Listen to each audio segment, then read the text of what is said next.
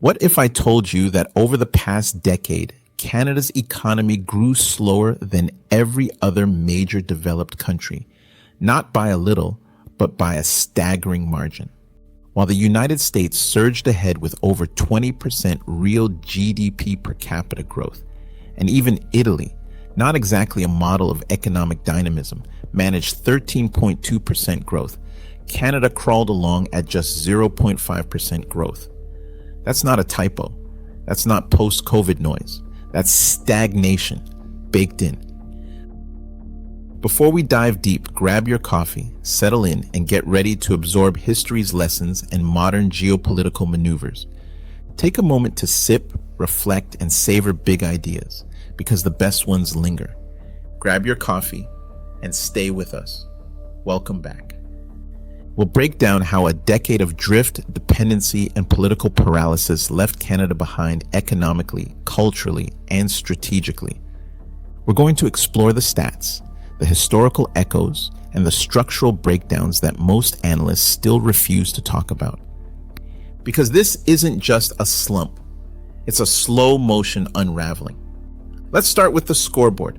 The IMF's World Economic Outlook places Canada 15th out of 15 advanced economies in per capita GDP growth between 2014 and 2024. While Americans were adding $11,000 per person in wealth, Canadians added less than $800. That's the kind of trend that doesn't just show up in spreadsheets.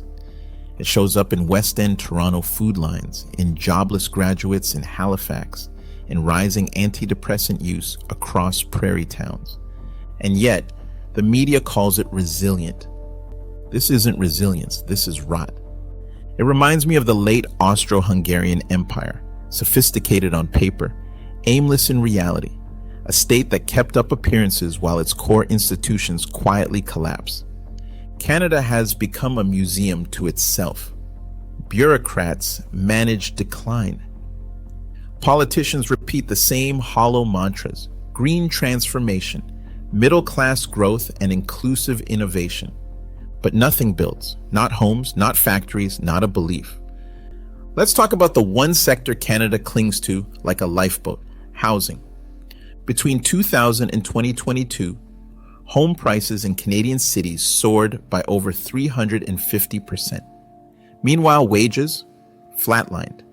Politicians pointed to these inflated home values as proof of prosperity, but it was a mirage. And mirages are dangerous because they look real. With manufacturing gutted and innovation stalled, housing became the last engine of middle-class wealth. But land speculation doesn't build economic resilience. It builds fragility. But here's the kicker most Canadians never hear. The illusion of economic strength wasn't just about housing prices. It was about status theater. Canada became a country obsessed with their prosperous G7 memberships, global summits, ESG rankings. Meanwhile, the real machinery of the economy, factories, patents, export capacity rusted in silence. Policy elites praise themselves for building a post-industrial economy, but that phrase always meant the same thing. We don't build things anymore, and instead of adjusting, we doubled down. We bet the farm on immigration targets to inflate GDP. We rebranded universities into visa mills to fund broken budgets. And we measured success not by what we produced, but by how expensive it was to buy a house in Vancouver or Toronto. Now ask yourself, how long can any country run on that model? That's not innovation. That's debt-fueled denial. Even in empire decline, there's usually one last boom, a final illusion of wealth before the correction. And in Canada's case, it wasn't oil, it wasn't tech, it was real estate. And that, more than anything, should terrify us. Here's the truth. Canada isn't just facing an economic slowdown. It's facing a political void. Leadership today looks more like curatorship. Left and right alike have governed not like builders, but like docents, giving tours of a country that used to make things. And as that void grows, people stop believing, not out of radicalism, but exhaustion. History has seen this pattern before. the late Roman Republic, the British Empire post, World War I, and most recently the slow decay of Western European welfare states, you stop building. You start performing. Now here's where most analysts make their mistake. They think decline is linear. It's not. Decline drifts, then it accelerates, then all at once it snaps. So what are Canada's pressure points? Petroleum without productivity. You can't just extract and export. Without investment in AI, biotech, and real industrial policy, Canada becomes a glorified quarry for the world's smarter nations. Housing as national security risk. This isn't about affordability. It's about legitimacy. When the middle class can't afford to live, they lose faith. That's how societies collapse from within. Cultural inertia. Governance has fossilized. The longer this paralysis persists, the more it becomes culture, not crisis. And culture is much harder to reform.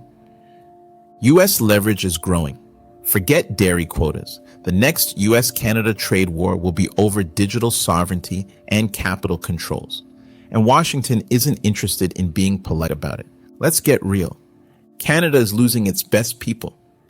Young, educated, bilingual citizens are quietly scanning job boards in the U.S. They're not angry. They're disengaged. And disengagement is more dangerous than revolt because it leads to systemic failure by apathy. Every major empire in decline had this moment.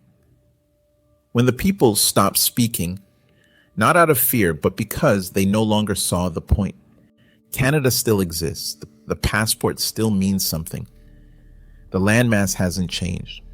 But the muscle memory of competition, the will to build, to fight for relevance, has faded. And the worst part? No one seems to notice. That's how stagnation becomes identity. That's how drift becomes destiny. But history tells us this isn't irreversible. If anything, this is the last chance to abandon the mirage, to restore industrial capacity, to choose leaders who build, not narrate, and to remember that national wealth isn't in property. It's in productivity, sovereignty, and purpose.